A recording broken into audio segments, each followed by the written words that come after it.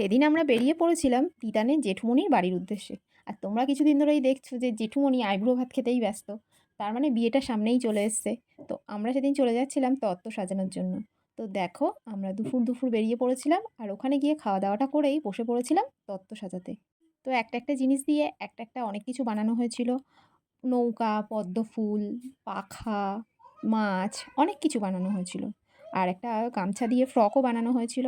তারপরে সব কিছু ট্রে সাজানো কমপ্লিট হয়ে গেলে তারপর চলছিল প্যাকিংয়ের কাজ। দেখো দুজন ধরে ধরে প্যাকিং করা হচ্ছিল, যাতে কোনো জিনিস ভিতর থেকে হুড়িয়ে না যায়।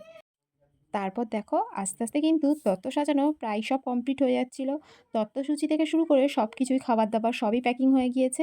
আর দেখো এখানে ভালোভাবে সাজিয়ে কমপ্লিট করে রাখা হয়েছে তত্ত্বের সেটটা। তো লাইটটা খুবই কম ছিল, ওই জন্য ভালো ভিডিওটা আসেনি, একটু অন্ধকার অন্ধকার ব্যাপার এসছে। এটাই ছিল তিতানের জেঠুমনির বিয়ের তত্ত্ব সাজানোর আজকের ভিডিও।